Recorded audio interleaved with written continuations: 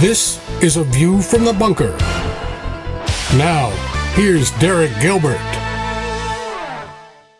When I first heard our guest this week some 20 years ago, I honestly thought he was radical, almost nuts. Welcome to A View from the Bunker. I'm Derek Gilbert, but since then I have come to learn that he is actually right about, the history of Israeli-Arab relations in the Middle East. He is made Aliyah as a teenager, and he has spent all of his adult life in Israel. He has espoused some very unpopular views because his views are inconvenient to the official narrative, which is that the Israelis are bad, they're colonizers, they're oppressing the poor Palestinian Arab neighbors who are justified in taking action against the Israelis by any means necessary to fulfill the chant from the river to the sea, Palestine will be free. Well, as I have said before, that is a really ironic statement because the last thing Hamas wants is a free Palestine. They want Palestine under the control of their leadership, which would not be shall we say, not democratically elected. There have not been elections in the Palestinian-controlled or the Arab-controlled sections of Gaza or Judea and Samaria, what the world calls the West Bank, since about, 2006, 2007? Anyway, we had the opportunity to sit down and hear from him his basically a masterclass in the history of what's going on in the Middle East, in Israel in particular, both historically and what he expects to come in the near future during our solidarity mission to Israel. This was during the first week in May. And by the way, we are planning another one for November. If you are brave and want to see with your own eyes what's going on over there without the filter of the corporate media here in the West, I'll tell you how to do that after this talk. But now we will take you back to the Prima Kings Hotel in Jerusalem, May 2024. We had the opportunity to sit and hear from the one and only Avi Lipkin. I've been here since March of last year, and I was planning to go back to the States in October, and I had a ticket. And so guess what? Looks like God wanted me to stay home. And I have this thing here. And my wife and I are both 75, and we live in a beautiful little community called Kedar, which is about 20 minutes from the Dead Sea. And we're surrounded by about 100,000 Arabs. And especially now that things are heating up with Lebanon, there's no army. The army's in the north, the army's in Gaza. And so our little community of 200 has, I can't say how many, but a few handfuls of volunteers who live in the community. But we're on our own. My son Aaron lives in a much bigger community. It's about 700 families instead of 200. And they are on their own also. All the communities in Judea and Samaria are now on their own. And we have people on the left side of the political spectrum that are saying that we have to kill 50,000 Jewish settlers in Judea and Samaria to teach the right-wing people a lesson, and so that we can return the land to the Palestinians and give them a Palestinian state. And these are the fifth column of President Biden. Wow. So Netanyahu has a number of problems. He has the socialist political forces that have been in place for over 100 years with a stranglehold on the political situation. All our generals are socialists. You cannot become a general in the Israeli army if you're not a socialist. Yesterday there was a scandalous firing of a general called General Winter, and they can't find one scandal in his record. He's a perfect general. And so now the rumor is that they're going to throw out the Gallant. Gallant is the Minister of Defense, and bring in Winter to replace him. 80% of the Jews who belong to the right wing, which is us, want Winter to be the Secretary of Defense. And my son said to me today, he said, "What Secretary of Defense? He should be the Prime Minister." Because at some stage, Netanyahu has to retire, at some stage. So I think it's fair to say that that is the update today. Now I can go. Now, what I want to do is I want to give some history. How long do you guys, are you guys with jet lag, or are you past the jet lag? No, we're fine. Okay, because I can go for an hour, 2 hours. You know, I'm a Pentecostal Jew. So I could go for 3 hours.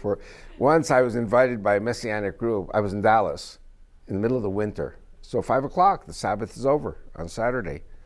So I got there at 7 and I preached until 12. Nobody left. It was 5 hours. Anyway. Is that a diss on your long-windedness or our ears? Nobody left. Nobody left. And we didn't in 2003 either. 3 of us women were left standing and you were still talking. It could be. It could be. Yeah. By the way, my brother, rest in peace, who died at 61 from cancer, and I love him and I miss him like crazy, said, "These Christians are all crazy. They pay you to talk, they should pay you to shut up." Only your brother can say that. And I miss him dearly. Anyway, okay. So what I have to tell you, and I have to go back a little bit into my family history. And if you're not in a rush, you know, if this were a Baptist church, I'd have 20 minutes because after 20 minutes the pot roast burns, and the women won't talk to the pastor anymore. So 20 minutes. But here we can talk freely. And the moment you guys decide that you've had enough, you know, kind of like start blinking the lights, and I'll know that it's time to cut. Derek's battery dies. Huh? When the battery on the phone dies. How long does your battery last? Probably a couple hours. Okay. It's full charge, so. You will see when it's getting weak, right? Yeah. So give me like a, okay. And there she went to play hooky on us, so it's good that she's here. We started without. Yeah, I'm just telling silly little things here before we get started. You know, the rabbi always says, before I speak, I'd like to say a few words. So I've been saying a few words.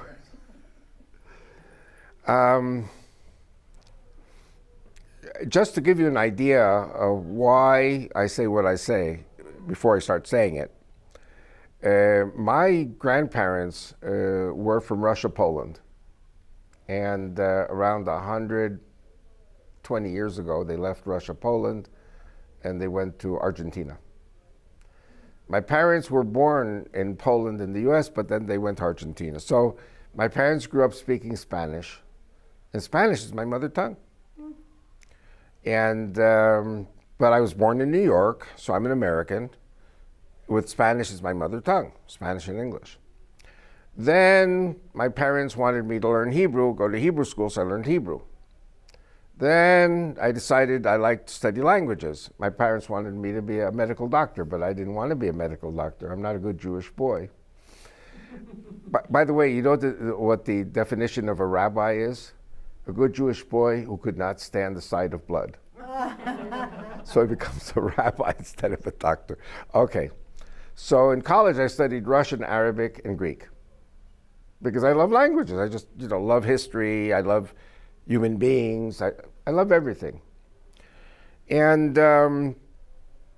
just to give you a little idea, you know, the Jewish people, in addition to having been blamed for being Christ killers, and you know that the Jews did not kill Christ, but were blamed for it and killed for it, and the Jews were taken out by the Romans and scattered all over Europe, and my family was scattered to Germany and later to Poland and Russia,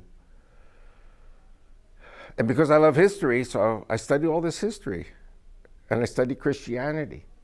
Then I met my wife, and she's from Egypt, so I study Islam. So I study all these different systems and the interrelationships between Judaism, Christianity, and Islam. And lo and behold, I come to the realization that Judaism and Christianity are a unit. Now, I know a lot of Christians don't like to hear that Judaism is like Christianity and Christianity is like Judaism. And definitely a lot of rabbis don't like to hear it. But when I study Islam, I see why it is so. I have to give you a little bit of my family history to understand how also I've come to these realizations. As you probably know, many Jewish people who were living in Spain for over 2,000 years, when they were kicked out of Spain by the Catholic Church with the Muslims, who were our best friends at that time, not such good friends, but the best friends, many of the Jews of Spain, including my wife's family, went to Morocco and Turkey. Now, Morocco was part of the Turkish Empire at that time. And the Turks were preparing for a fourth Islamic invasion of Spain. And the Jews who had fled from Spain or were kicked out of Spain, they still had the keys to their houses in Toledo and other places, and were getting ready to go back and kick the Catholics with the Turks on their side. So the Christians of Spain, Portugal, France did not like the Jews because we were with the Muslims. Many of the Jews went to Turkey. So the Turks, it was like a gold mine for them because the Jews helped the Turkish Empire in all its daily activities. Jews served in the military of the Turks. And Jews were in what eventually became Greece, Bulgaria, Romania, what it was Yugoslavia, all the way to Hungary, the Black Sea. And my mother's family went from Germany to Poland. And the Jews in Poland were the right-hand people of the king of Poland, who was a Catholic. And eventually what happened was, I'm making a very long story very short. The Russians destroyed Poland, so the Jews were persona non grata because they were with the king of Poland. And the Jews were hated because the Russians went down to the Black Sea. And the Jews of the Turkish area were Sephardic Jews. So no matter where the Jews went, they were hated because they were always on the wrong side of history. It wasn't just being Christ killers, it was the wrong side of history. And you really can't judge them because if the Jews lived with the Polish king for 500 years, there was something good about the Poles. That is until later when the Catholic Church came in and ruined everything. I hope there are no Catholics here. Actually, I love the Catholics very much, and I've got so many jokes about Catholics, you wouldn't believe it.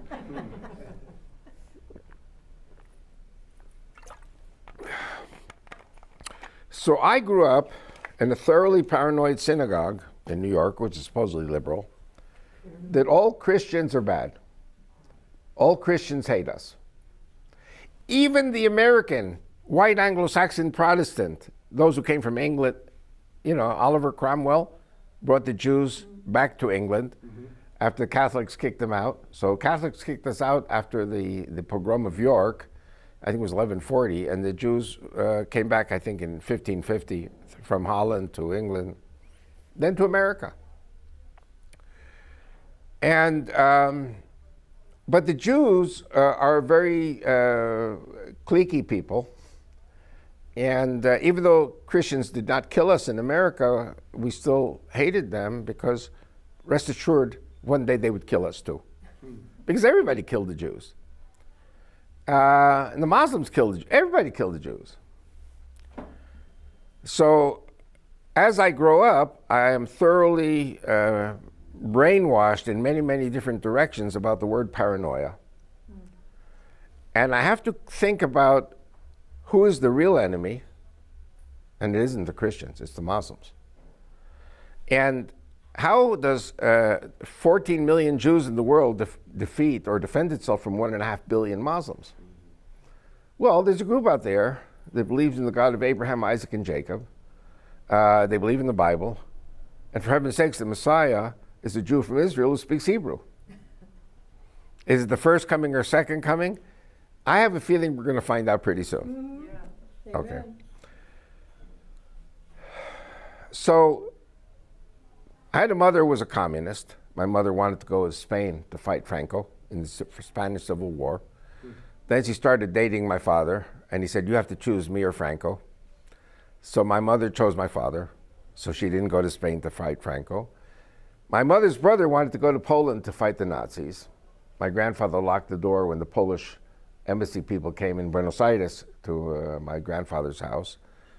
But I succeeded in fleeing New York and coming to Israel 56 years ago.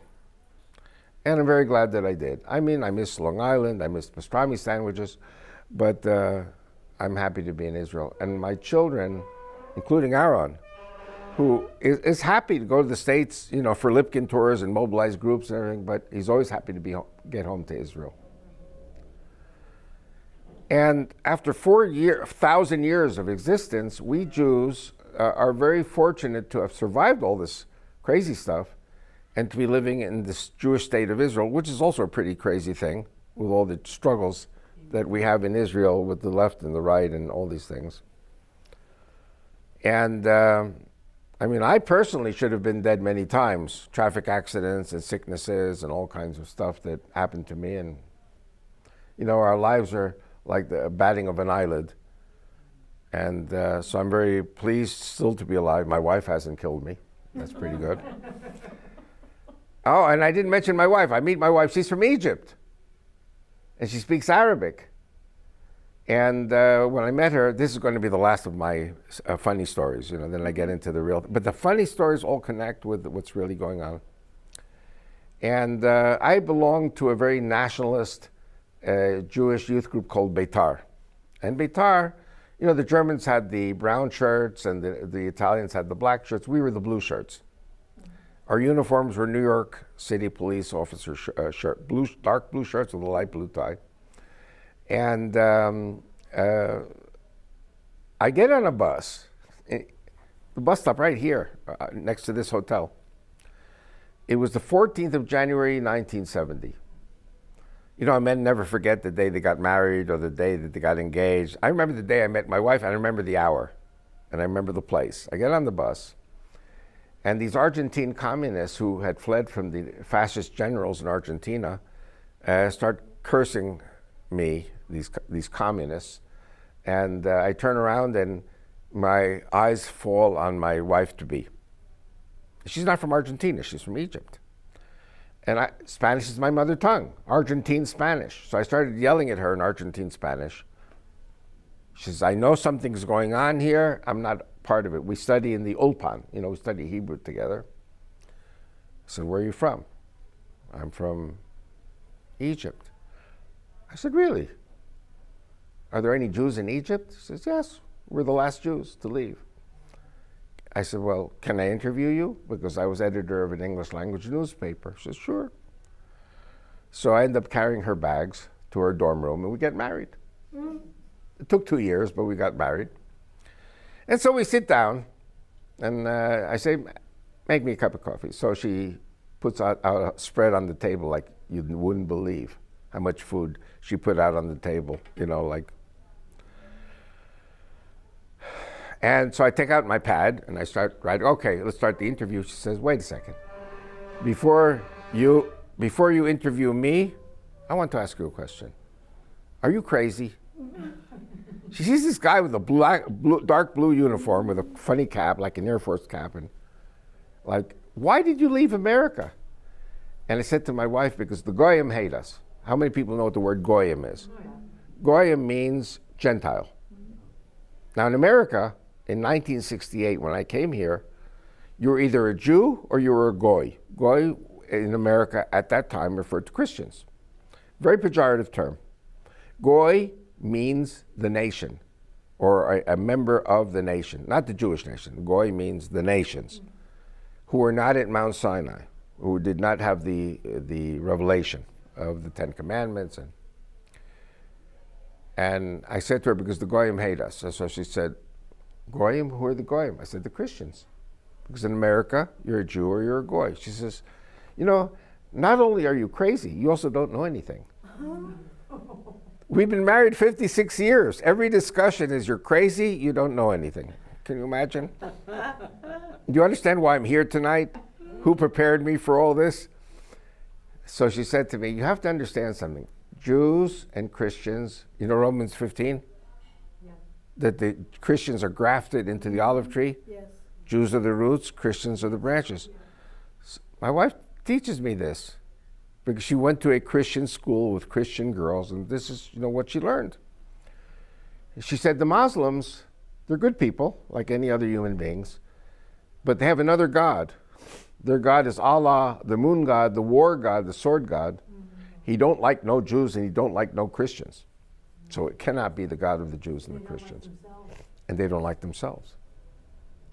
Islam is the greatest depopulation system in the world. And when they say Allahu Akbar, means Allah, not God is great. Allah is greater. Greater than whom? Than the God of Israel, of the Jews and the Christians. Right. And Islam believes you kill the Jew on Saturday. My wife was telling me, she didn't even make me coffee yet. And she says, kill the Jew on Saturday, kill the Christian on Sunday, the Hindus and the Buddhists any day, the blacks any day, and then the Muslims kill each other any day. Now, when they say Allahu Akbar, they're saying Allah is greater. Who said he was greater than God before his fall from heaven? Satan. But Allah cannot be greater than God until everyone in the image of God is destroyed. Islam is the greatest depopulation system in human history. This is the ultimate battle between God and Satan. And 9 people that are here now, out of all of Jerusalem, are hearing this message. And I share this message everywhere and every time I can. But I don't know who knows the message. Okay. And so, I always listened to my wife, but it took me 20 years before I understood what she was saying. 20 years. 20 years later, I was 40. And I was fired from the Prime Minister's office illegally. And because they said, we know your political views, that you are right wing. They fired me. And this Christian lady in San Antonio says, oh, you all come to Texas. And she set up, that's how it all started in November of 1990. I've been in churches 35 years. I feel like Joseph. I was kicked out of my own land by my own people, and I ended up in the new Egypt, which was United States.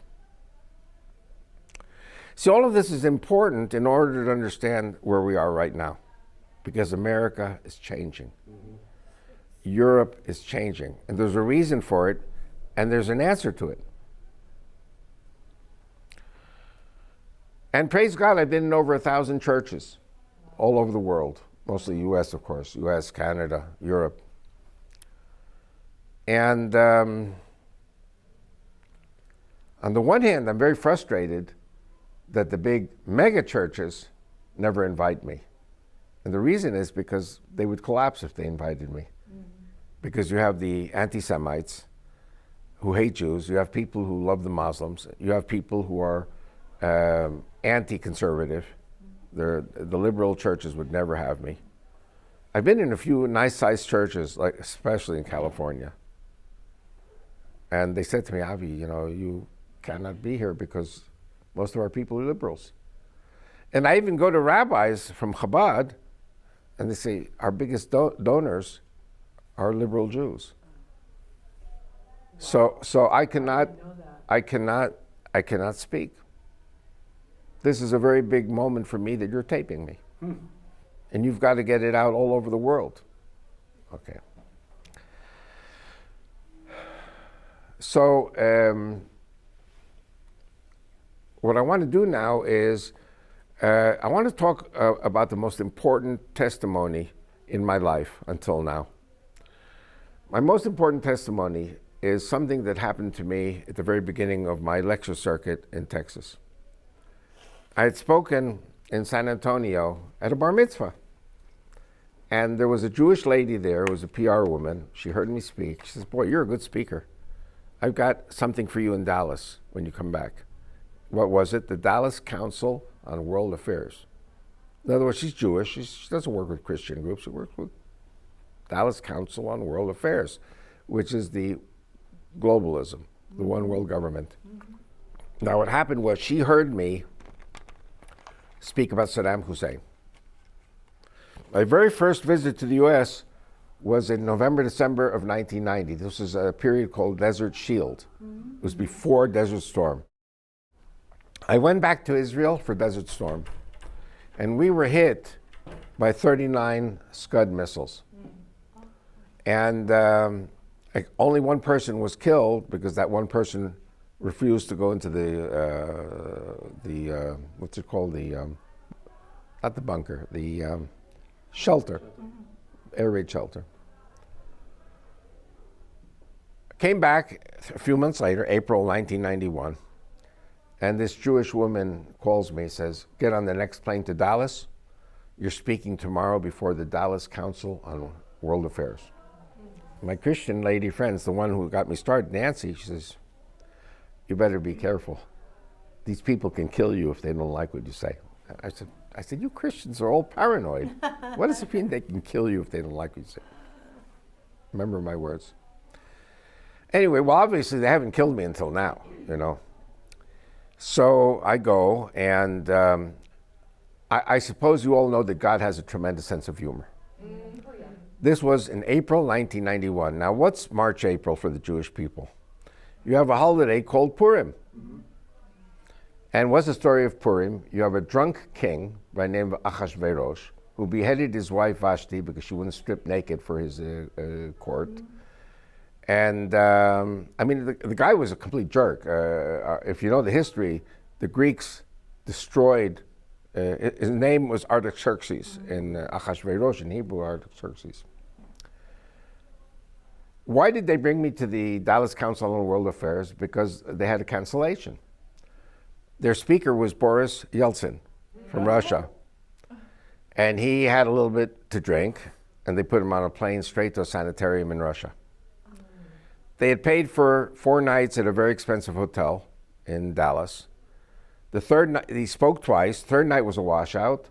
And the fourth night was Avi Lipkin. So firstly, God had to make Boris Yeltsin drunk so the door would open for me. Then I get there, and my name is Avi, capital A, Lipkin, A. Lipkin. And when I got there, they said to me, General Latham from the Council on Foreign Relations says to me, so tell me, sir, what's it like to be a general in the Israeli army? And I said, General? Aren't you General A. Lipkin? You see, the chief of staff of the Israeli army was Amnon Lipkin. They thought they were getting the chief of staff. But you know, for people from Dallas, Amnon, Avi, it's all the same. So God has a sense of humor. But when they found out I wasn't chief of staff, they said, you better do a really good job. I said, leave it to me. And you know what? They invited me back. I did such a good job as a speaker. And I'll explain why in a moment. Anyway, I had this map, and I started explaining to them things about why Israel cannot budge from its borders, its new borders, why it cannot go back to the 1967 borders. Because the country is not viable. You cannot defend the country.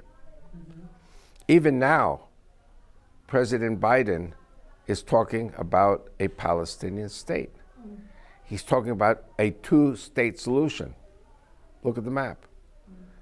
The blue along the coast is the narrow waistline of Israel. This narrow waistline of Israel is about 9 miles. Have you been to San Francisco? You know the Oakland Bridge? The Bay Bridge? Yes, oh yes. 9 miles. That's the size of Israel. Oh my gosh. We cannot defend ourselves. 9 miles, I mean, I don't know, you guys who are from Australia or Kiwis or South Africa or US or wherever, Israel is very small. Israel cannot be defended unless we are on the Jordan River or in the Golan Heights. And I explained it to them in minute detail. There were 200 people at the dinner, and 20 of them were very, very rich Muslims who did not walk out. They listened, you know. It was a very interesting evening from the Army spokesman's point of view. Then after I spoke, we had dinner. After we had dinner, I put on my coat. I was about to leave. And General Latham says, "Where do you think you're going? We're not finished with you yet." Oh. And I'm telling you, this is the most important testimony of my life.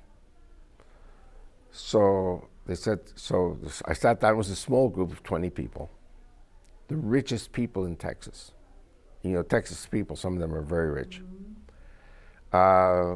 You look at their shoes, the men's shoes, how they shine. You can be blinded by the shoes of the very rich Texas man. The Arabs are also very, very elegant. You can tell that people are very rich. And said, "You know, Avi, you're a good speaker for Israel. You know why? Because you were born in America. You don't speak with a funny Israeli accent. We understand everything you're trying to say to us. You know, so he said to me, we don't like Jewish accents from Israel. We don't like Russian accents like Boris Yeltsin. We don't like Arabic accents. And even Queen's English from London, we don't like Queen's English either. You know, Texans don't like accents.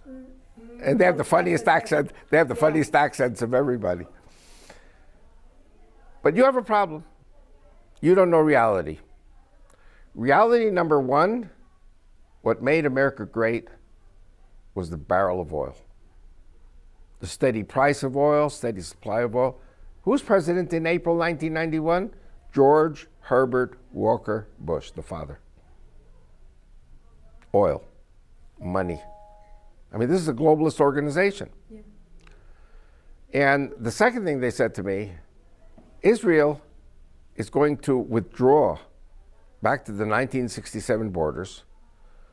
We don't care, because I explained to them, we gave Sinai 91%, we gave the Golan 2%, we gave Gaza 2%. We're only left with about 3 or 4% of the land before 1967. You're going to give all the land to the Arabs. And we don't even care. I said, if we give the land back, we are committing suicide. This is what Bibi Netanyahu is saying to Biden. We can't commit suicide. We had a Holocaust already once. I said to them, "Are you saying we're going to have a Holocaust?" I said, "Yes." And so I told them about the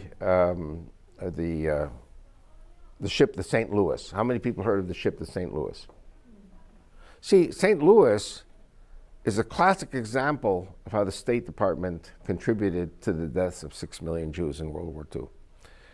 The St. Louis was a German Nazi passenger ship, a liner, and it left Bremen in Germany with over 900 Jewish refugees with legal German passports to Cuba. They had visas to enter Cuba. The ship arrived in Cuba, in Havana, Cuba, and nobody was allowed off the ship because the State Department told the dictator, Batista, who was a loyal ally of America, not to let the Jews off the ship. Turn the ship around, send it back to Germany. The ship steamed by Florida, and the Coast Guard made sure to it that no Jews could jump ship. The ship continued north past the Canadian Maritime, and there was a petition by pastors from Canada to allow the Jews to get off the ship. No deal. Well, let the children off the ship. No deal. One Jew is one Jew too many. By the way, Canada, and I'm not against minorities, you know that Canada is filling up with all kinds of minorities from all over the world. Can you imagine how powerful Canada would have been if it had taken in 6 million Jews? The economy of Canada and the development. Instead, they take everybody else, but not the Jews. The Jews, that ship, the St. Louis, returned to Belgium, Antwerp, because the war had broken out. The ship did not go back to Germany. It let them off in Antwerp, and then maybe 100 or 150 succeeded in escaping, and the rest were taken to a concentration camp and killed by the Nazis. This is the US State Department. This is 1939. There's no Jewish state. Why did Franklin Delano Roosevelt refuse to help save the Jews? And all they needed was just a place to go. Canada, Cuba, US, South Africa, Australia. But there was an international blockade of the Jews. January 1942, there was the Wannsee Conference in Berlin, in which the Nazis said, hey, no countries will take the Jews. We have to kill them with gas. And this is all thanks to President Roosevelt. Okay. What I'm trying to do is to point a picture of the State Department. This is the The US State Department is totally anti-Semitic. 1948, after the Holocaust, the State Department George Marshall says to Ben-Gurion, we do not agree with a Jewish state. Ben-Gurion said, I don't care. We have to create the Jewish state. The State Department was against. 1956, the Egyptians closed the Straits of Tiran, and the Israeli military, together with the British and French, form a coalition against Egypt, and the British and the French retake the Suez Canal, which had been nationalized by the Egyptians, and the Jews liberated the Straits of Tiran because the Egyptians shut off the straits to Jewish ships. That's casus belli. Eisenhower said to Israel, withdraw. We will be guarantors of your security. And the deal was that if Egypt ever shuts off the Straits of Tiran again, the US Sixth Fleet will go in and open them up. Israel, rely on the US, we'll take care of you. 67, the Egyptians shut the Straits of Tiran again. The same Abdel Nasser. And we had something that very many Israelis didn't understand what was going on. There was something called 3 weeks of waiting. The Israelis were waiting. We were also digging trenches in Tel Aviv and digging mass graves because the Egyptians were going to wipe us out. And we're waiting for the Americans to come to save us. And finally, after 3 weeks, we call the State Department and we say, hey, listen, we got this piece of paper signed by the US military and president that you're going to defend us. And the State Department's answer after 3 weeks is, we've been looking and looking. We can't find the agreement anywhere. And then came the Six-Day War because the Israelis said, we can't rely on the Americans. Then there was another story. How many people remember the ship Liberty? Yeah. The Liberty, and this is one thing Israelis don't like to talk about. But I think now with President Biden and the progressives, we've got to talk about it. Six-Day War, I don't have it on the map because the map is too small here. The Israeli army takes Sinai in 3 days. We have a very small army. We still have a very small army. And 3 days, and then they take the whole Israeli army from Sinai and they send them to the West Bank to fight the Jordanians. 2 days later, we have the West Bank, this area here. Mm-hmm. That's 5 days. And with the last day of the Six-Day War, we take the same army and we send them up to the Golan Heights to fight the Syrians. Six-Day War, we defeat all the Arabs. The Liberty, now Lyndon Johnson claims he didn't know about the ship. The Liberty was an NSA ship, the National Security or whatever it is, agency. After Israel took Sinai, Israel withdrew the entire army to fight the Jordanians. So the NSA was sending messages to the Egyptians, the Jews have pulled out of Sinai, go back and retake it. Oh. Now, you didn't know this? No, I didn't. Was it worth your while to hear what I'm saying tonight? Well, all of this is. Yeah. Yes. So the Israelis strafed the ship. And I think 20 sailors were killed, and everybody hated Israel for doing it. Yeah. We could have sunk the ship if we wanted to. The ship should have been sunk. Yes. But the strafing was to teach a lesson. But the lesson I'm sharing today is that there are people in the United States military and in the State Department, they're anti-Semitic. Intelligence communities too. Intelligence communities. Okay. Anyway, so the story, I didn't finish the story about Dallas Council on World Affairs. So after they said to me that what made America great was the barrel of oil, and Israel will withdraw to the borders of 67, because the only thing that made America great was the barrel of oil. I had been to a fundraiser dinner for, do you know Zola Levitt? Yes. Not Zola Levitt, also Zola Levitt. Zola Levitt. There was a Christian couple, Gustafson. I don't think you'd know them, but they were benefactors, you know. And they had invited me to dinner, a fundraiser for KVTT Radio, which was Marlon Maddox. Did you know Marlon Maddox? I didn't know him, but Tom Horton used to talk about him all the time. So I was on Marlon Maddox in 1990. So when I had my meeting in April, I invited them as my dinner guests and their daughter and son-in-law. And not Marlon Maddox, Eric Gustafson gets up, the benefactor. He looks at everyone in the room. He says, "You call yourselves Christians? You say that what made America great was the barrel of oil? You should be ashamed of yourselves. What made America great was not the barrel of oil. What made America great was Jesus Christ."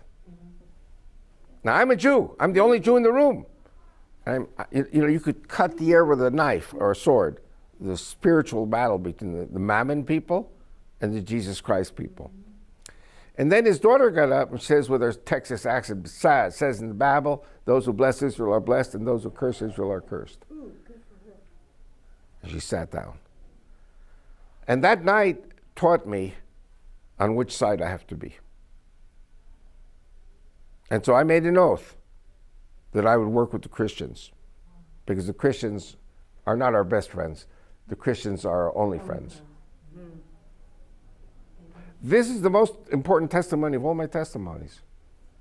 Okay, so now I have a really interesting story for you. I have to kind of muffle it a little bit, not to get the pastor in trouble for telling me the story. Pastor hears my story about Dallas. He says, "I got a story for you." And he says, "I was a submariner in the Navy," not a pastor, just a Christian submariner. And I was on the conning tower. These nuclear submarines have a very small conning tower. So he was on the conning tower with the captain of the submarine. Beautiful day, clear blue skies. All of a sudden, out of nowhere comes a giant wave, a rogue wave. And there was no time to get down into the submarine and close the hatch. So they have a what do you call it? I'm forgetting my English, or I'm just tired. A practice. They have a Drill. They have a drill. When something like this happens, the captain, who has to be on top, holds on with his life to the bars, his feet in his arms, and the sailor lies down on top of the hatch, and he also has bars where he locks himself into position. So the submarine flips over a few times, but the seawater does not go in and turn the batteries crazy, because the batteries in contact with seawater, everyone dies, from the poisoning. So the captain wanted to promote the sailor for officer school. But before you go to officer school, you have to go through the loyalty test.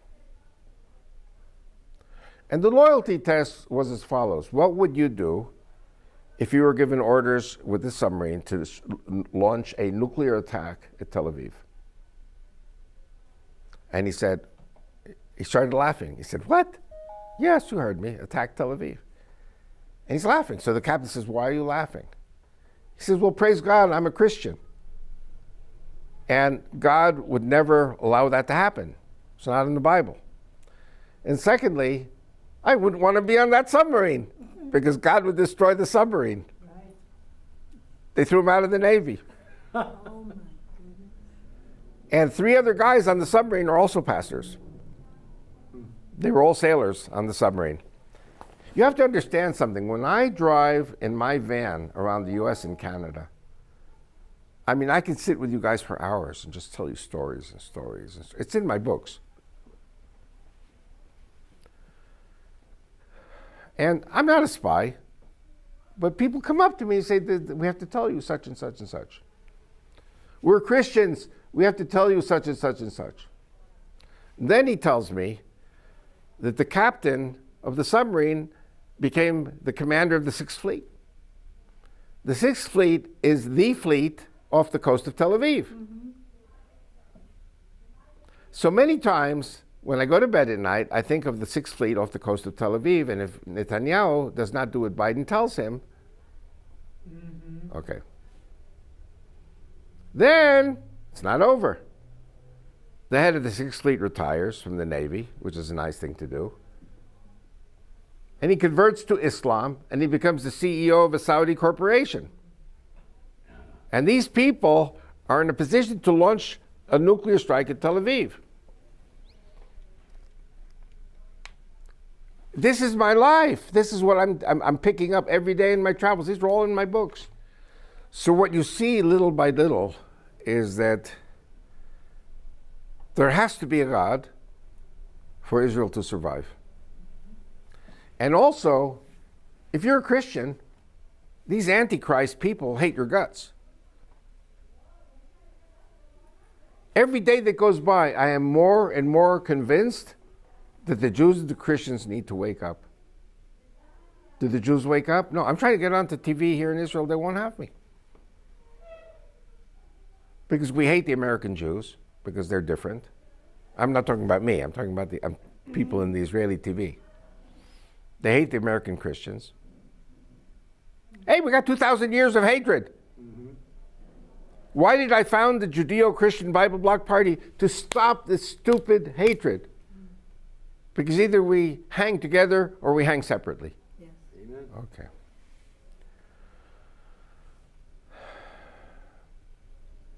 So now I go over to a slightly different subject, but everything connects.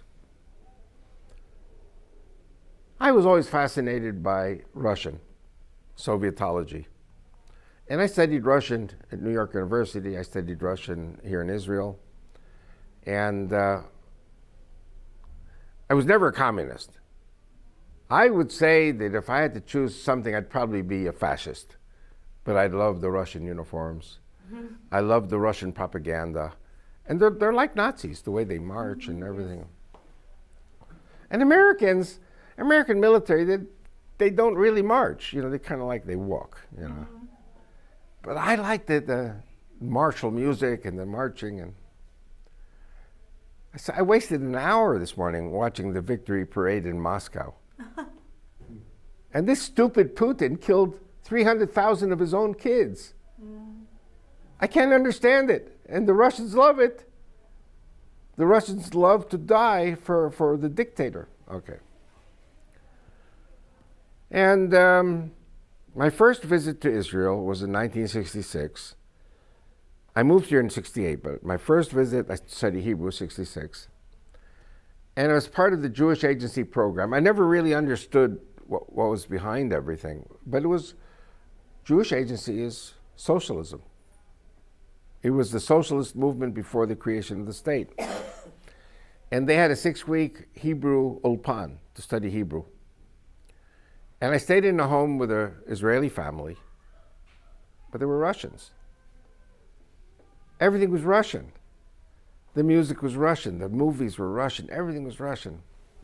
And I go back to New York, and I'm president of the Ruski Club, the Russian club. And they gave me a budget, and I was bringing in all these Russian propaganda movies from World War II. I loved it because I loved seeing Russian soldiers running with the bayonets and fighting. We hated the Germans, so this was, a very natural thing. And I always have this thing, Russia, Israel, Russia, Israel, Russia, Israel. And there I am with my blue uniform and light blue tie. I go to Israel, I get off the plane, and they look at me and say, "You're a marked man." Because if you're a right wing, there's nothing for you in Israel.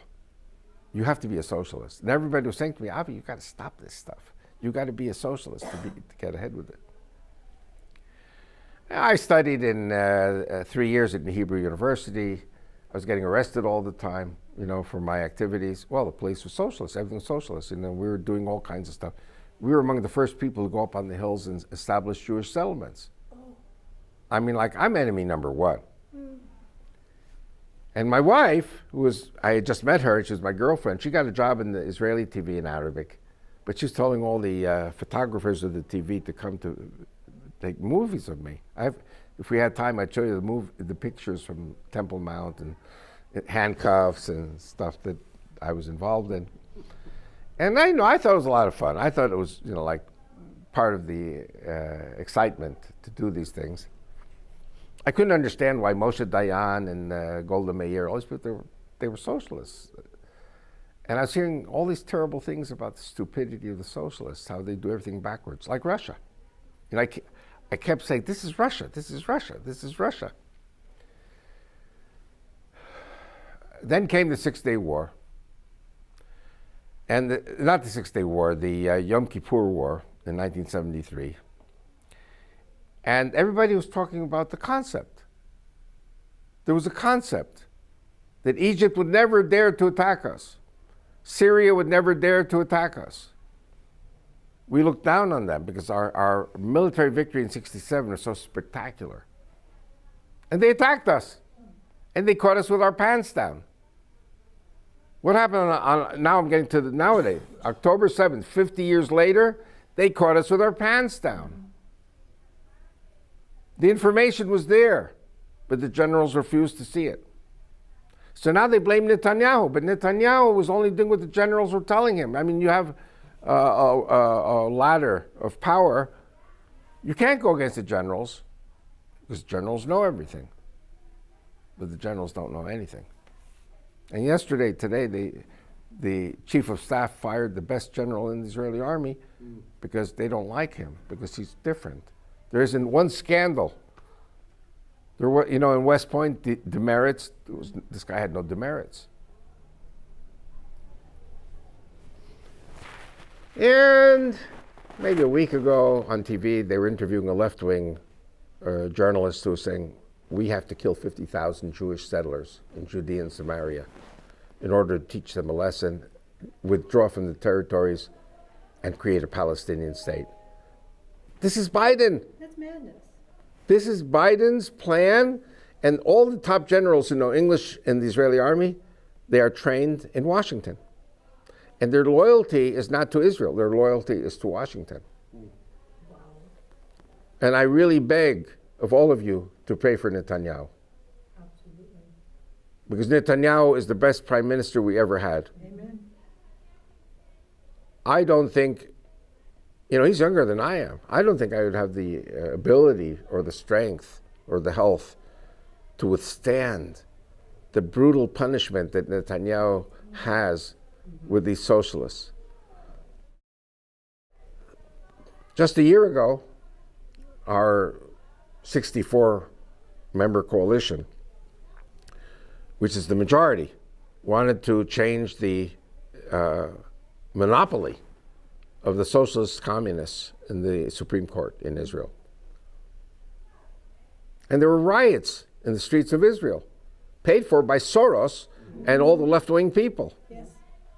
So Hamas sees this, says, these stupid Jews are fighting each other, it's time for us to attack. And I'm going to say something, you're taping this. Yeah. I'm going to say something which is a horrible thing to say. That the October 7th attack by Hamas was a gift from God, because we are on the verge of a civil war. And you know what? We still are on the verge of a civil war. So the next stage is God is going to bless us with a war with Lebanon and Hezbollah.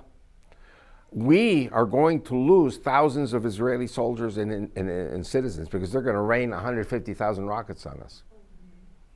And Biden is standing back saying, I'm not going to give you guys any more weapons. Because Biden's plan is the Palestinian state. And at our narrowest point, that whole blue area is 9 miles. Planes will not be able to take off from Ben Gurion Airport if there's a Palestinian state. They are now finding tunnels under the ground between the West Bank villages and Jewish villages and settlements. You know, I want to tell you something. I felt all 35 years that God created me to speak in churches. I mean, can you imagine a Jew going to Christian churches and speaking about Israel? And like, this was my life for 35 years. I wrote 7 books. I'm working on my 8th book now. My 8th book, by the way, is about Turkey and the Armageddon. Yeah. Amen. Yeah, and I mean, if you give me another 3 hours, we'll talk about Turkey also. Yes. But Right? yeah, but and all of a sudden, I have to cancel my air ticket to the States in last October. See, stupid gun. I go to the bathroom with my gun. That's how crazy it is. Because we have a little community. It's true we're a fenced-in community. They can cut through that fence. Even it's electrified and there's cement walls, and we're surrounded by 100,000 Arabs.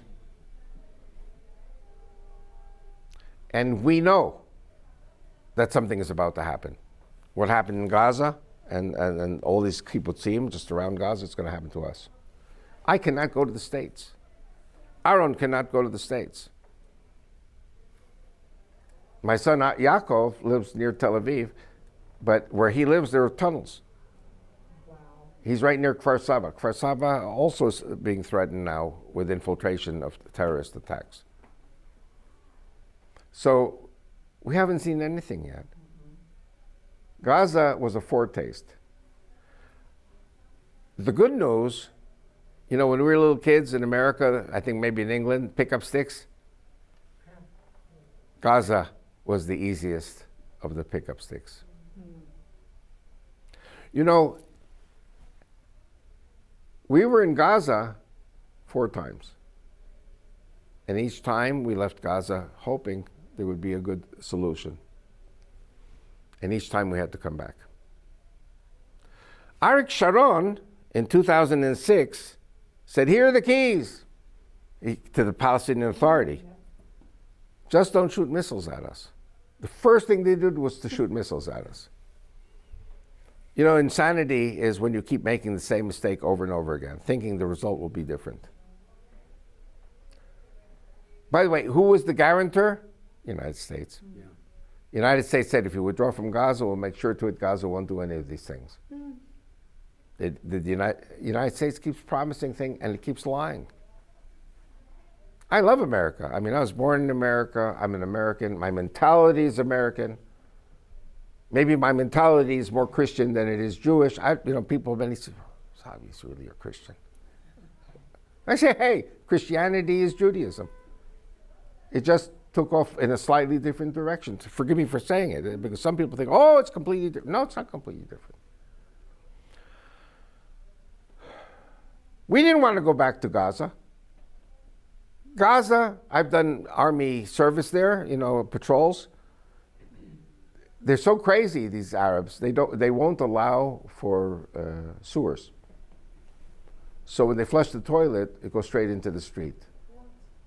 And our Jeeps are rectangular, cubic. So when you drive, it creates a vacuum and brings all the number 1 and number 2 into. So we're constantly covered with this crap.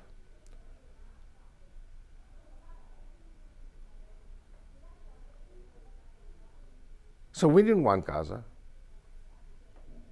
All the reports we were receiving until October 7th were that Hamas is deterred. Hamas is receiving all this money from Qatar, from Israel, from Biden. And they built hundreds and hundreds of miles of tunnels with only one purpose, to kill the Jews. This Nova party was not supposed to be there. It was supposed to be in Tel Aviv. For some reason, they changed it over to the Gaza border wall. And I'm telling you right now, the U.S. knew about the attack.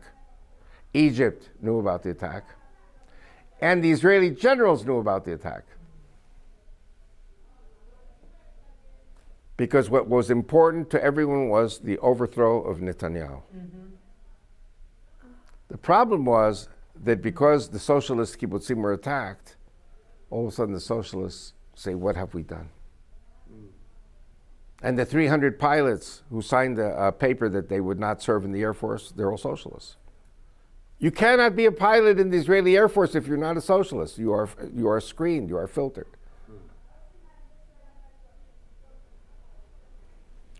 So, the good news, the way I look at it, God's word is that Gaza is part of Israel.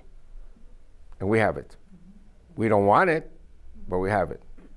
And we will have a military administration, occupation administration there for at least a year, 2, 3 years. You know, Winston Churchill once said, I don't know if you remember, they're saying, you know, bombing of Dresden, you're killing innocent people. You're killing good Germans. And Winston Churchill said there are no good Germans. You probably remember that.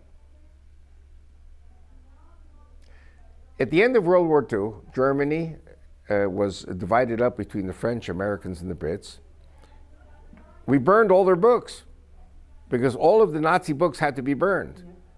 And all of the education had to be cleansed. Look at Germany today. Germany is the most important ally of the United States, maybe after Britain.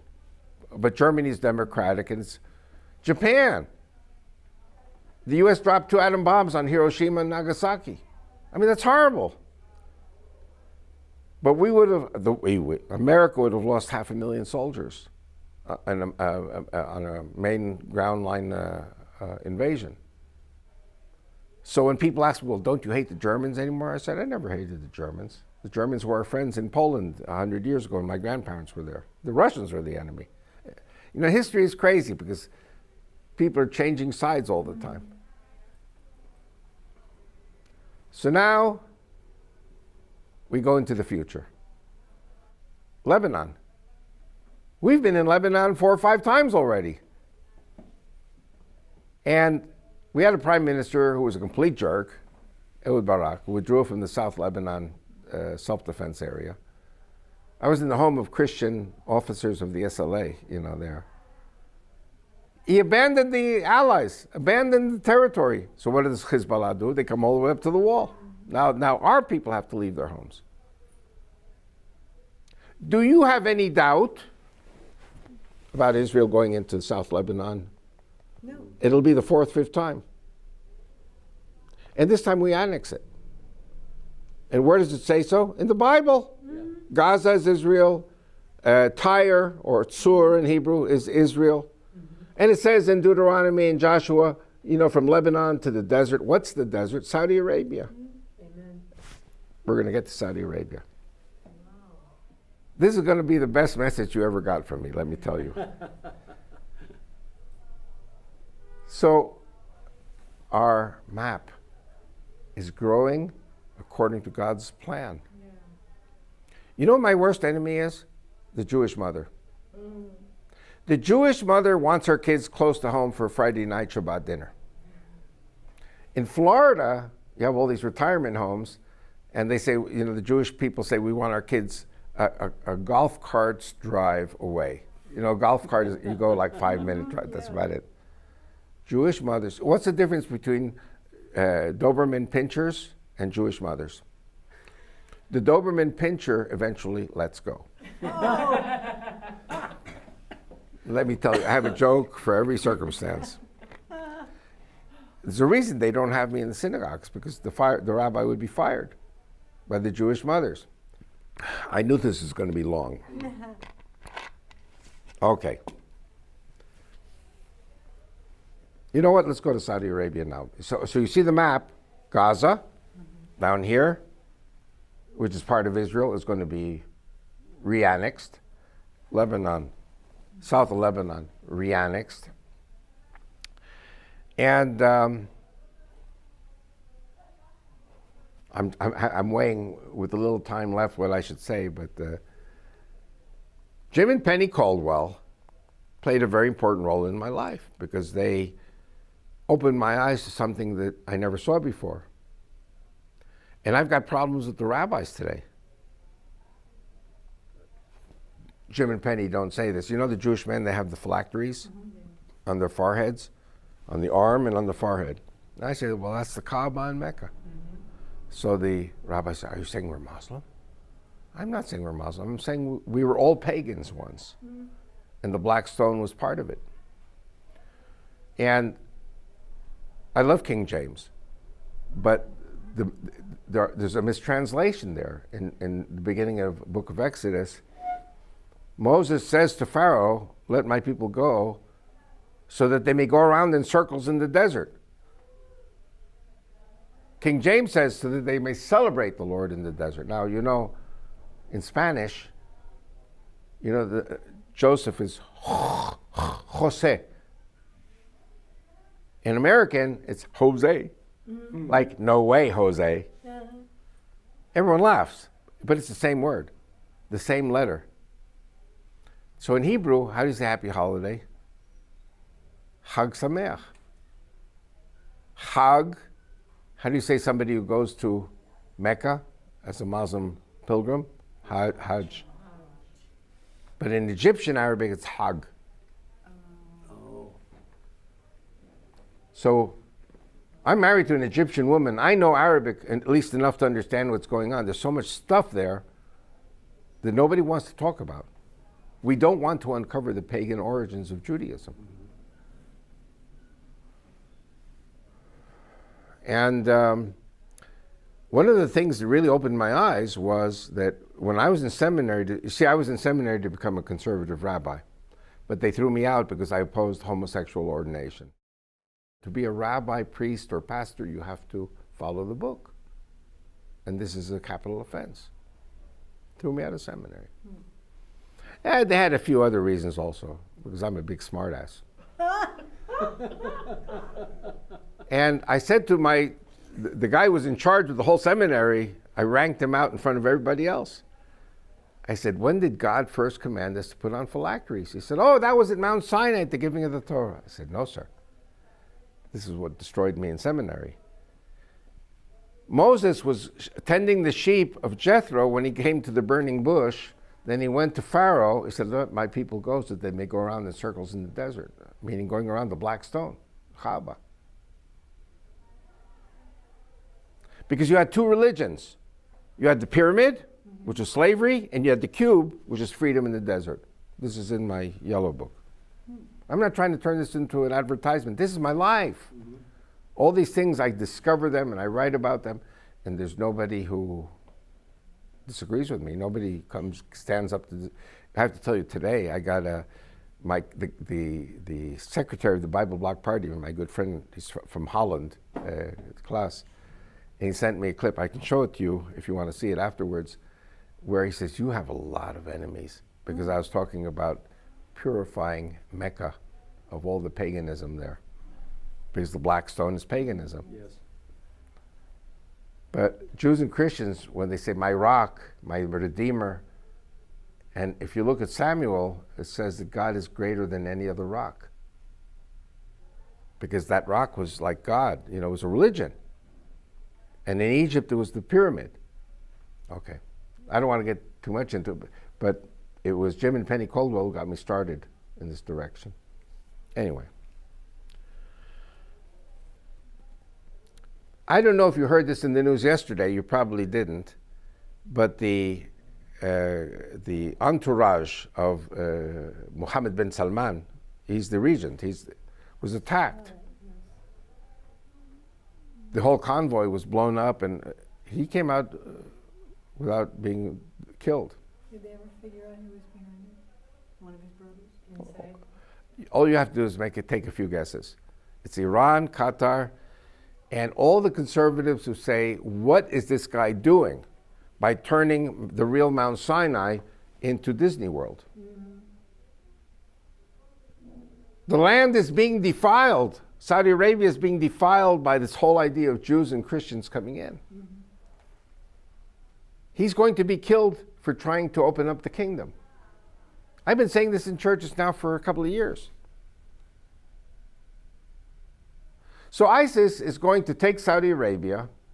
That's going to be a big goof off for Biden.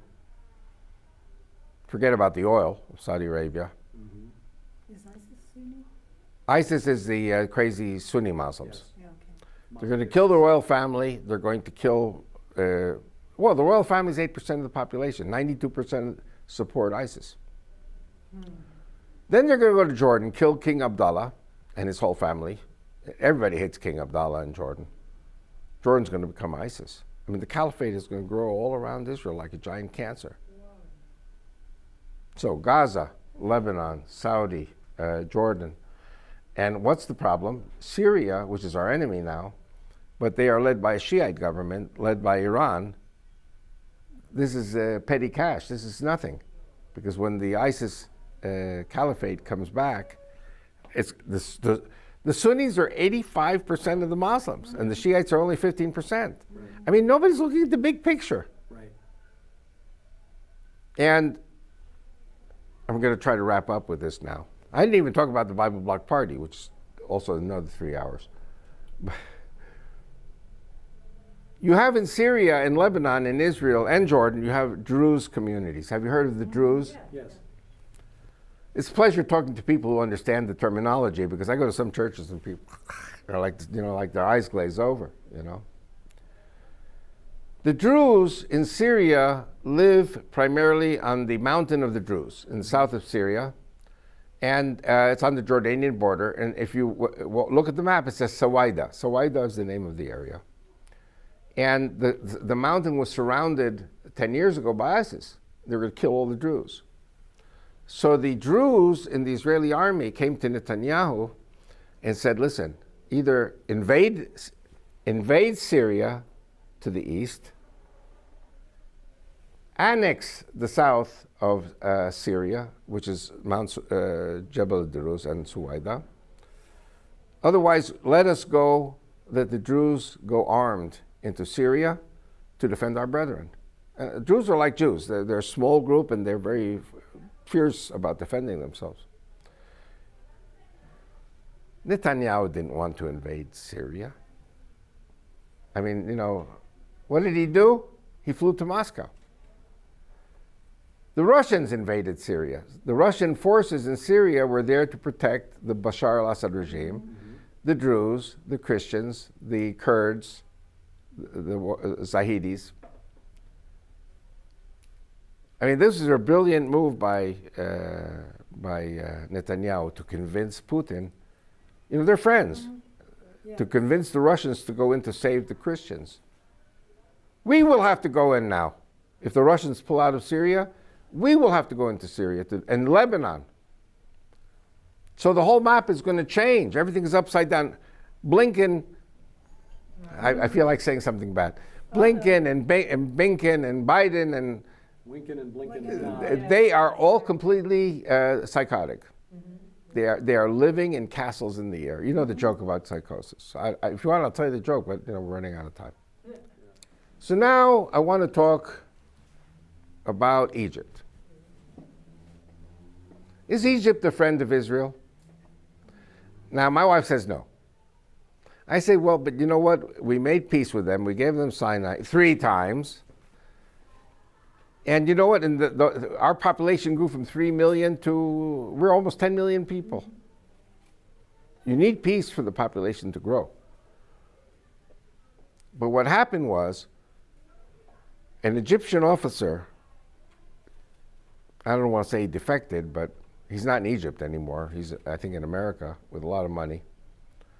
He told the Israelis that he personally built 4 major tunnels from Egypt into Rafah. And trucks go in and out. There's a big business going on there. And a lot of officers in the Egyptian army are making a lot of money. That's why the Egyptians don't want Israel to go into Rafah. A lot of weapons are going from Iran to Sudan, from Sudan into Egypt, Sinai, and then into Israel. So, I once had a fight A beautiful fight. You know Christine Darg? You don't know Christine Darg? You need to meet her because she's a Christian globetrotter.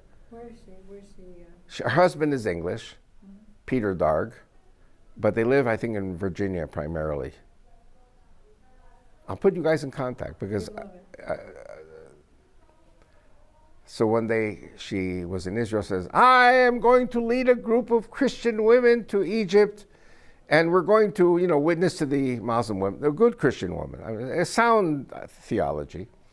And she says then, Isaiah 19. Isaiah 19 is the highway between Assyria and Egypt.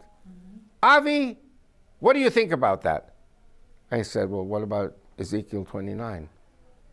Avi, don't start with me. that was our fight. We just say quotes. Do you know what Ezekiel 29 is? Well, it's the follow-up to 28, so it's Okay, I'm teaching you Bible now. It's the polemic against Pharaoh, king of Egypt. Exactly. It's not just the polemic.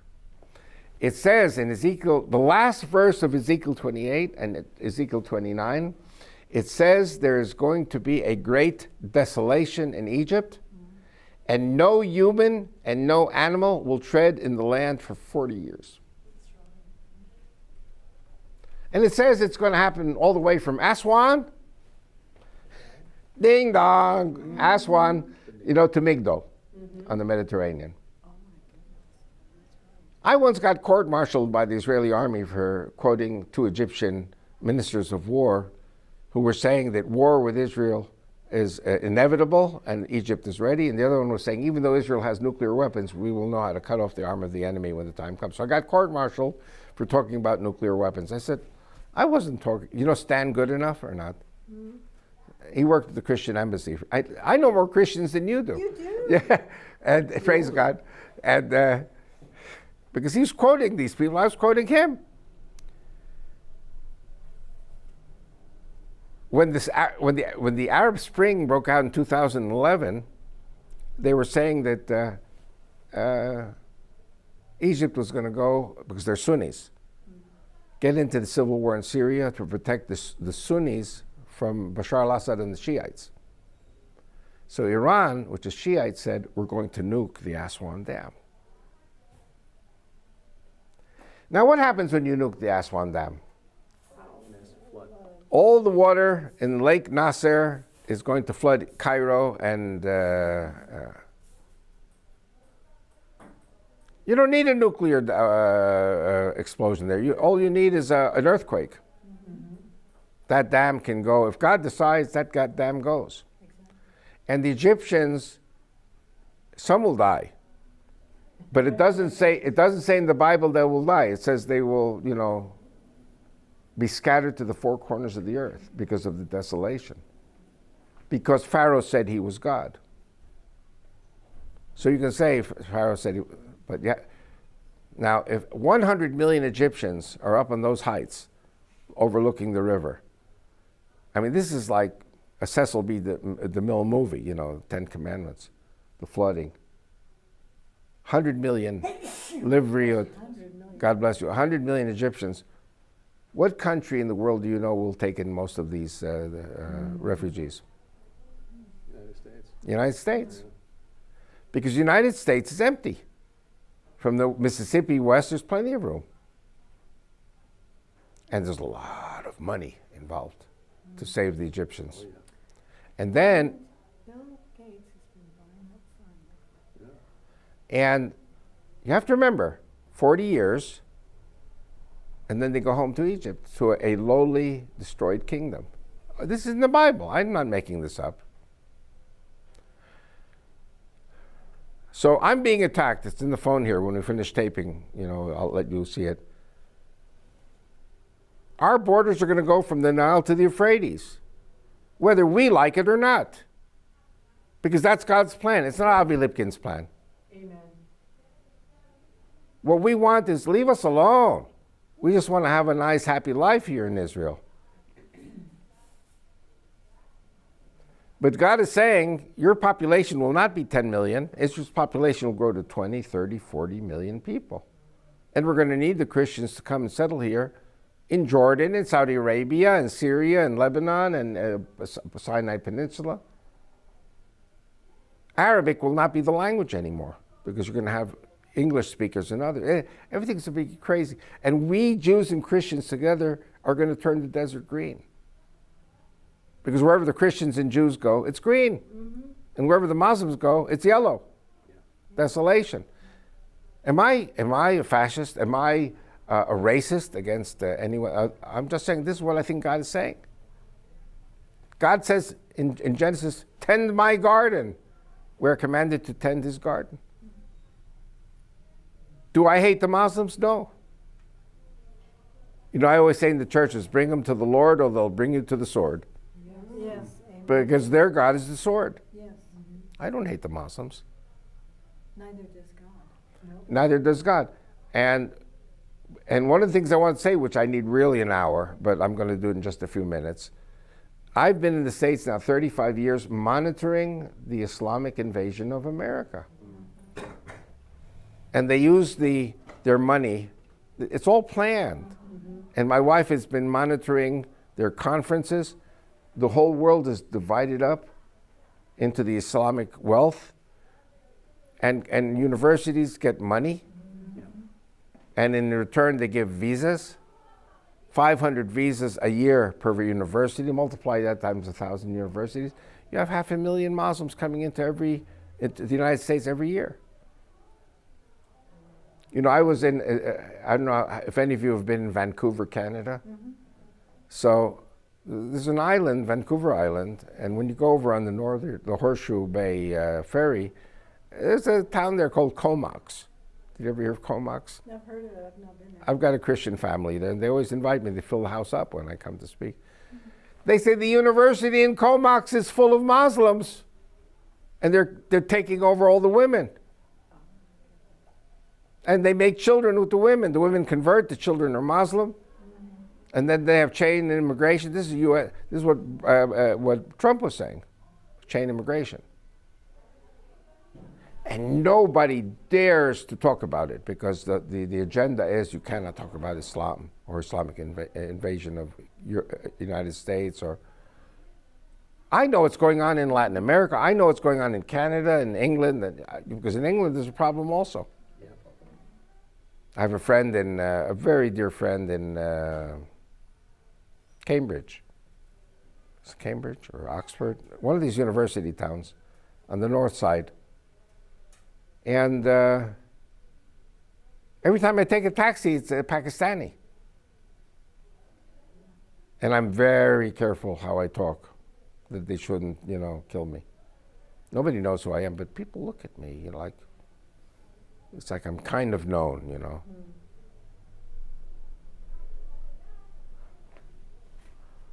So I'm now updating my fourth book. The blue book, I'm updating it almost double the size. There's so much new information. The fourth book is about the Bible Bloc Party, which I haven't even spoken about yet. But the size, which is growing, is the war in the October 7th, but it's also the Islamic takeover by Hijra. Hijra is immigration. And this is like something that really cannot be stopped. Unless the Christians wake up and do what Christians have to do. I don't mean to be mean or these people want to come to a Christian country, they have to be Christian. Or if they don't want to be Christian, they have to at least be respectful of the Christians and not say, oh, we're bringing Allahu Akbar everywhere. And in Israel, we have to be the same way. You're in the one and only Jewish state. You cannot continue with this crazy behavior of Allahu Akbar.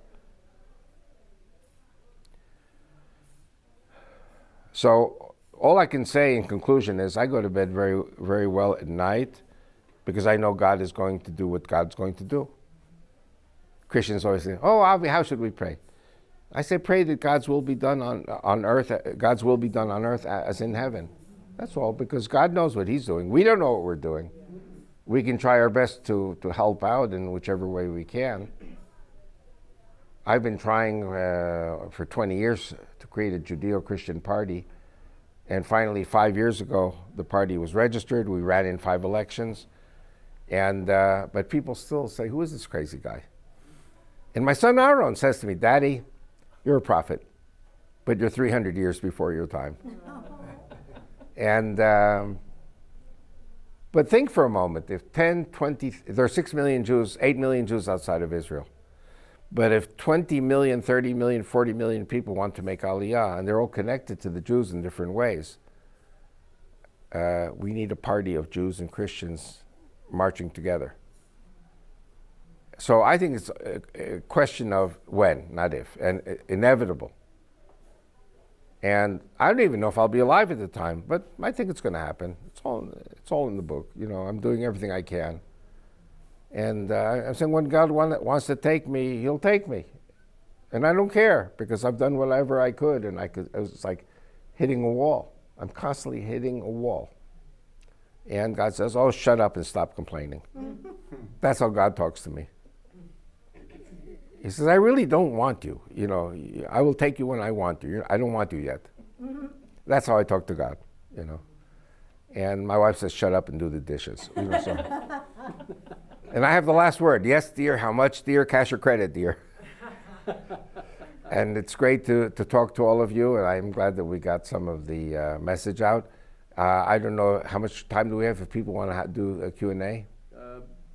We are running pretty low now. We're down about 20% on the battery here.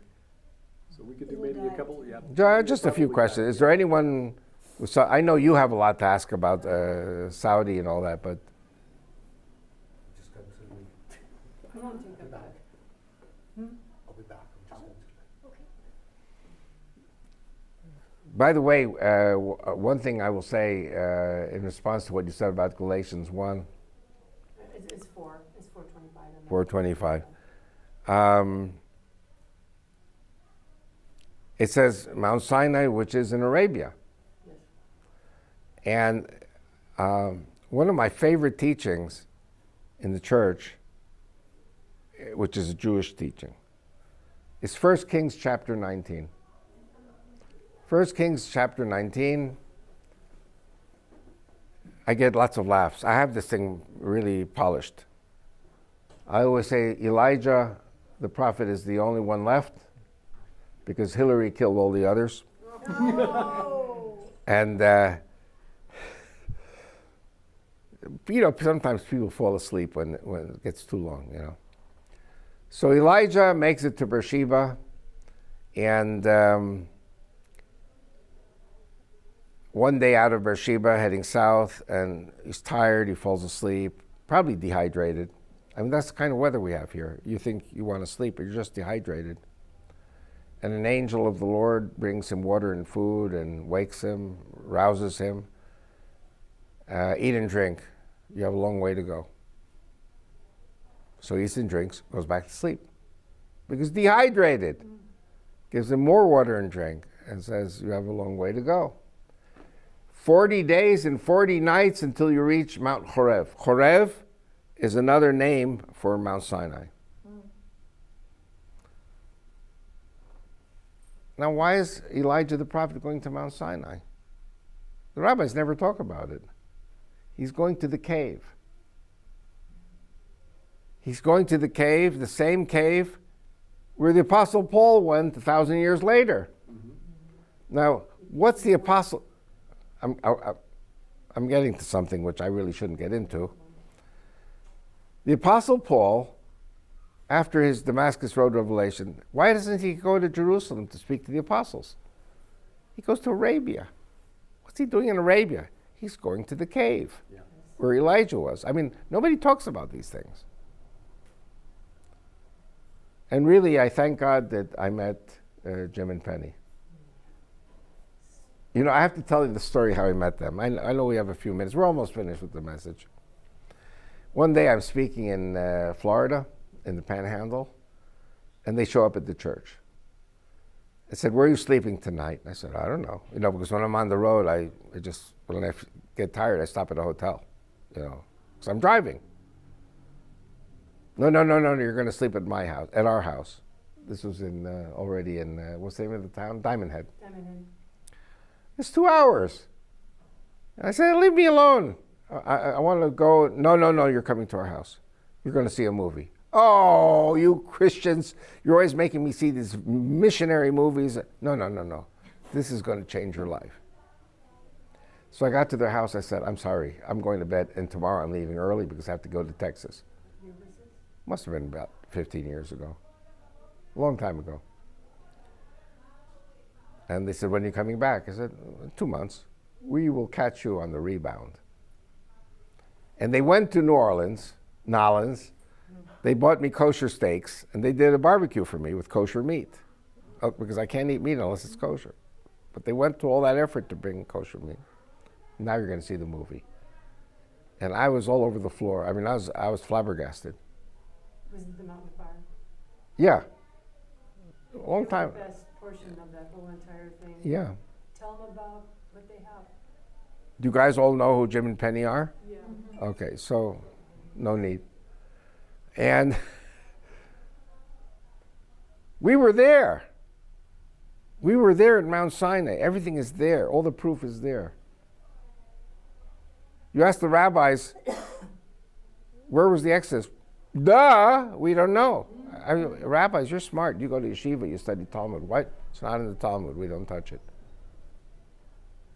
Do you realize what I have to deal with? Because this is the kingpin to the whole picture of what's going on today. Why study the Talmud if they don't study the Torah? There's a song that we used to sing in the youth movement, Mefortu, Mushtei Tafanort, which means they run, and they're going around in circles.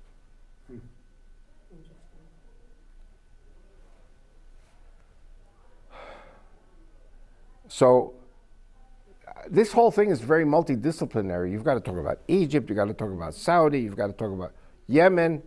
Do you know how far Yemen is from Mecca? Long way. Where the Houthis? No, 8-hour drive. Look at the map. Yeah. 8-hour drive, it's not I'm far. thinking in terms of, 3,000 years ago, having to walk it. No, in those days everybody walked everywhere. People walked like crazy. There was no other way to get around. You walked. Right. Moses walked, and Jethro walked, and everyone walked. Elijah ran. And just a little pointer.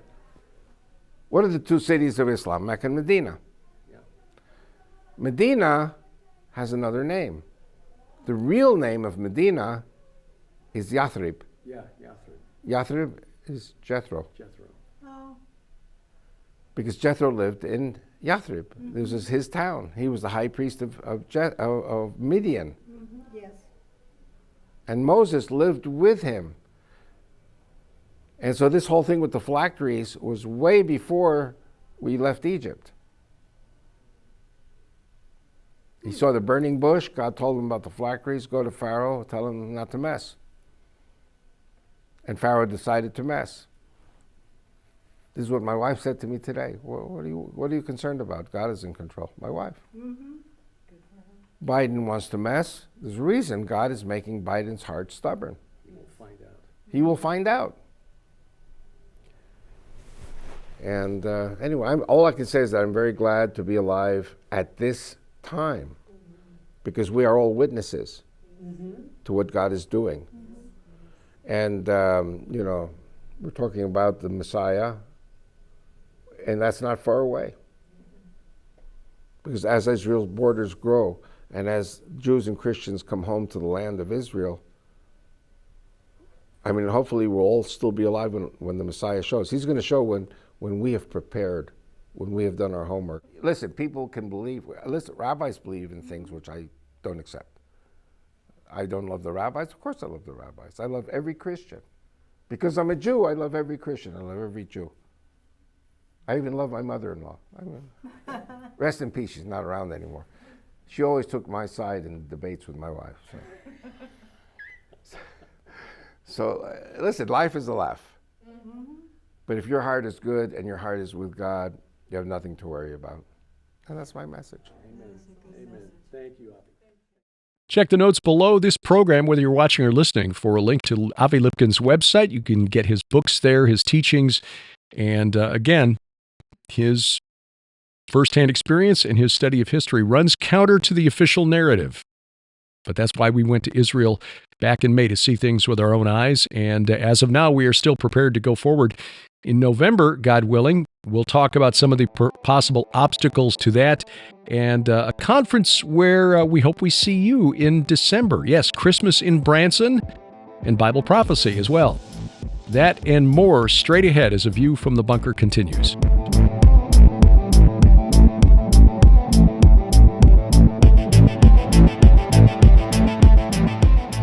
Giants, gods, dragons, they're all real.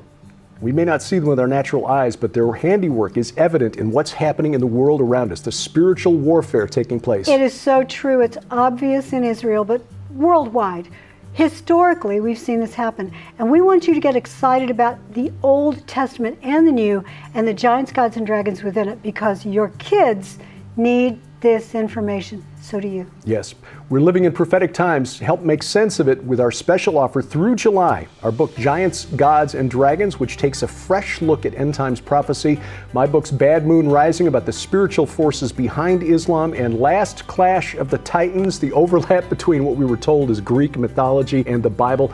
And our DVD, based on the 4 horsemen of the apocalypse. All of this, an $80 value for just $45 plus shipping and handling. Now through July, only at our online store, gilberthouse.org/store.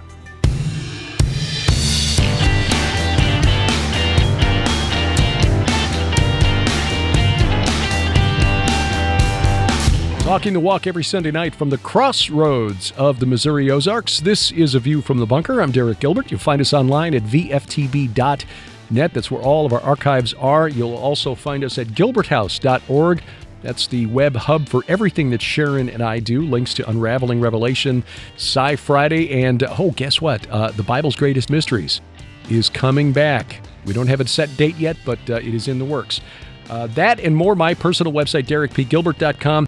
On social media, X, formerly Twitter, at ViewFromBunker, at Derek Gilbert, at GilbertHouse_TV. You'll also find us on Truth Social, Gab Me We Getter, Threads, also on Facebook, and, of course, YouTube, at Gilbert House.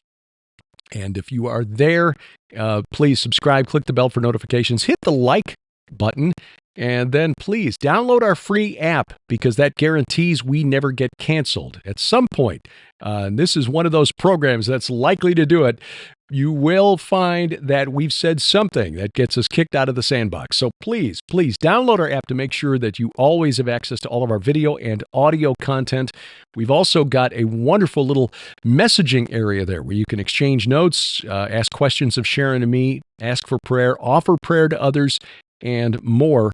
It is free, available for iOS, Android, and Amazon Kindle Fire phones and tablets. We've got a link at our website, gilberthouse.org/app. We've also got versions for Roku and Apple TV. The Fire TV version, we are told, is still in the works. For some reason, Amazon is being very slow about approving the app. We've got all the stuff in there that they need. The code is written. They just need to approve it, give it the go-ahead. And we're waiting for this because we've got several Fire TVs. Roku TVs as well. We got the app there. We can check and make sure everything is fine there, but we'd like to get the Fire TV app. That is still forthcoming. But in the meanwhile, get us on your mobile device. gilberthouse.org/app. You'll also find a link at VFTB.net. Well, going to bypass, bless their pointy little heads this week. I know it's a way to just say, hey, look, let's not take everything so seriously, because God's got this. There's not a day that goes by where he slaps himself on the forehead and says, boy, I didn't see that coming. It's words of wisdom from our friend Pastor Carl Gallups, which he issued on the morning the results were announced of the 2020 election. But the same holds true regardless of what's in the news. And this week, the landscape of the Middle East changed in a radical way as Israel, in the span of 12 hours, Monday and Tuesday, took out the number 2 man in Hezbollah in a strike in Beirut. And then, according to the New York Times now, this apparently was a remote detonated bomb that had been smuggled into a guest house owned and operated by the Iranian Revolutionary Guard Corps, the IRGC. They're sort of like the Praetorian Guard around Ayatollah Khamenei in Tehran. and it was used to take out the leader of Hamas, Ismail Haniyeh. And remember, just 2 weeks ago, Israel took out the military leader of Hamas in Gaza in an airstrike. So Mohammed Def, gone. Ismail Haniyeh, gone. Fuad Shukr, the Hezbollah number 2 man, right-hand man to the Hassan Nasrallah, all within a week. These were the commanders of the proxies that Iran is using to wage war against Israel. So as of this recording, it was midday Thursday, so this is a couple of days ahead of when you are seeing or hearing this, and this may be obsolete information, out-of-date information by the time you get it, but we will see how things progress. Now, a number of airlines, including the two of the biggest here in the United States, United and Delta, which fly to Tel Aviv, have canceled flights to Tel Aviv for the foreseeable future. A number of others, including Lufthansa, Fly Dubai, and others, are also canceling flights into Tel Aviv as of this recording because of the fear that war with Iran and its proxies is imminent. So how this affects the Middle East is hard to foresee, because when Iran launched that strike against Israel, the 300 drones and missiles that were fired a couple of months back, did not see Jordan taking down drones crossing its airspace on the bingo card. So Sunni powers may not, they may show more support for Israel than you would expect. Don't know. Bear in mind that Jordan is ruled by the lone surviving branch of the royal family that claims the direct linear descent from Muhammad. That's where the word Hashemite comes from, the Hashemite kingdom of Jordan. I just learned this over the last couple of months and finally trying to educate myself as to the history of what's going on in the Middle East. The Hashemites were the family that from which Muhammad came. Hashem, which, by the way, in Hebrew means the name, and that's how Jews refer to Yahweh, the God of Abraham, Isaac, and Jacob, the name, Hashem. That was apparently the name of Muhammad's grandfather. So Muhammad in the 7th century, 2 generations before that, Hashem founded the house of the Hashemites. About 100 years ago, when the British and the French were carving up Mesopotamia, the former holdings of the Ottoman Empire in the Levant and Mesopotamia, the Brits had aligned themselves with the head of the Hashemite house. This was Sharif Hussein, who ruled in Mecca. He had 3 sons. Ali, who succeeded him as the king of Mecca for a very short period of time. His second son, Abdullah, who became the first king of Jordan. And a third son, Faisal, who became the first king of Iraq. Now, the Iraqi branch of the family was overthrown in a military coup in the 1950s. Sharif Ali, his son, or Sharif Hussein's son Ali, who became the Sharif Ali, was defeated in battle by another Arab chieftain by the name of Ibn Saud, from whom we get the name Saudi Arabia. And that was done with the backing of a rogue MI6 agent named Jack Philby, properly St. John Philby, but Jack, the Arabs to this day call him Abdullah Philby, because he converted to Islam at the age of 45, got circumcised and everything. He fed intelligence from the British government, from MI6, to Ibn Saud to help him defeat Ali and take Mecca for himself. This happened in 1925. That's why Arabia in 1932 became Saudi Arabia. Saudi is not an ethnicity, it's the name of the family that rules the country. So, the Hashemites still rule in Jordan. King Abdullah, who's reigned there since 1999, as the descendant of Muhammad, may see a war between Israel on his western border and Iran on his eastern border as unacceptable. We will see how this all plays out. But until we say otherwise, we are still returning in November, and I'll talk about that in just a few moments. The other conferences to tell you about, the Go Therefore conference, by the way, just concluded last weekend in Brookville, Ohio, just outside Dayton. Pastor Neil Peterson and his team at Harvest Revival Church provided a wonderful facility for it, and their tech team, fantastic. The videos were live streamed. They did have one glitch on Saturday, sadly, that interrupted Sharon's presentation on the live stream, but that is being fixed. That will be uploaded, and by the time you're seeing this or hearing this, that may already have been fixed. But I'll tell you what, if you didn't sign up, if you weren't there and you didn't sign up for the streaming video, I encourage you to do so now, because Joe Horn's presentation alone, worth the price of admission. Of course, L.A. Marzulli also presented there, Pastor Carl Gallups, Dr. Greg Reed, my talk, which is sort of an expanded version of the brief little bit of history I just gave you, which led to, how did Israel become a nation in 1948? You might find that of some interest. But Joe Horn's presentation alone is worth the price of admission. He basically explains why we do what we do at Skywatch TV and the mission of Whispering Ponies Ranch.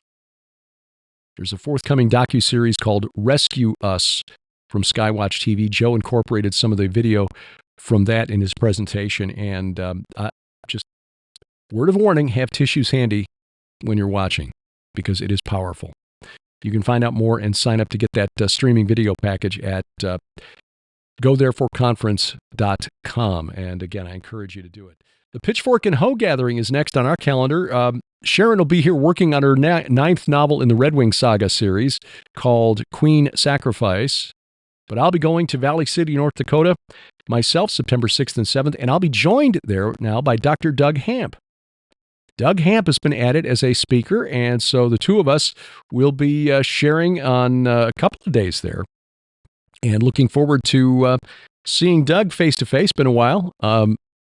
My goodness, maybe since the last Sons of God Giants of Old conference.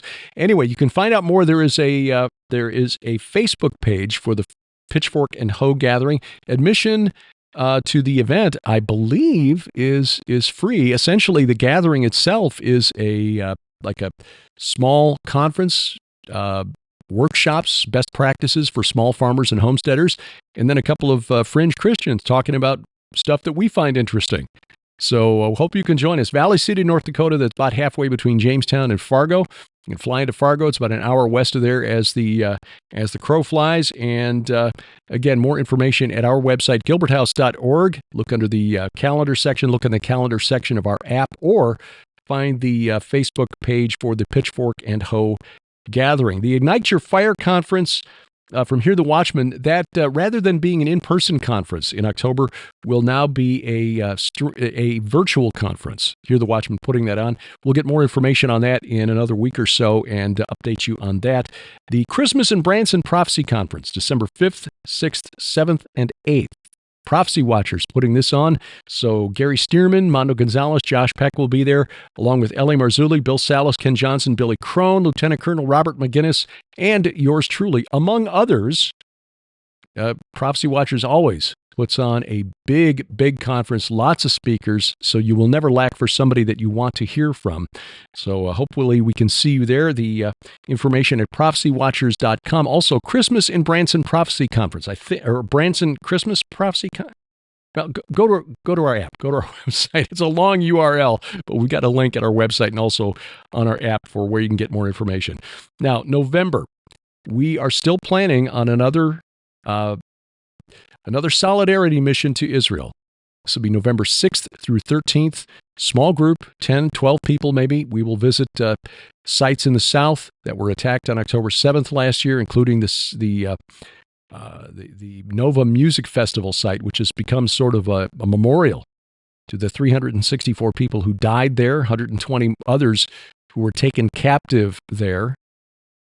And more. We'll go to Tel Aviv, the Shiva Rehabilitation Center, visit with IDF soldiers who are recuperating. We'll go to Hostage Square and other sites. We are asking for Shiloh to be put on the schedule for the fall. So that we are told is a go.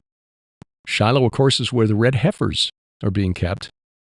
By November, they would have been old enough to have been sacrificed if that is going to happen. So we'll find out more, but Shiloh tentatively on the schedule for November. Now, again, a lot of this depends on what happens in the next few days, what may already have happened by the time you watch this or hear this. as, again, major airlines are canceling flights until it appears that the threat of war has passed. But you can find out more information at gilberthouse.org/travel, gilberthouse.org/travel, and then next spring, God willing, we'll be back in the Holy Land with Timothy Alberino, Doug Van Dorn, and Dr. Judd Burton. The Iron and Myth Tour of Israel, next March 25th through April 3rd, with an optional 3-day extension to Jordan. Obviously, what happens between now and then in terms of war will have some bearing on the schedule. We've had to reschedule this already, and we may have to reschedule it again. But Lipkin Tours, God bless them, they're willing to be very flexible. They understand the situation, especially if major airlines are not willing to fly into Tel Aviv. It becomes difficult to tour Israel if you can't get to Israel, but we'll always have the latest information at gilberthouse.org/travel. Thank you for taking time out of your schedule to watch or listen, wherever that may be. If you're watching on YouTube, again, subscribe, share, click the bell for notifications, and then download our free app. If you're listening, whether it's Apple Podcasts, YouTube Music, Amazon Music, iHeartRadio, Audible, Spotify, Spreaker, Pandora, or wherever fine podcasts are sold, thank you. We appreciate a thumbs up, nice review if you have a spare moment or two. Our announcer, the inimitable D.C. Good. A View from the Bunker is a production of Gilbert House Ministries, released under Creative Commons Attribution Non-Commercial No Derivatives 4.0 International License.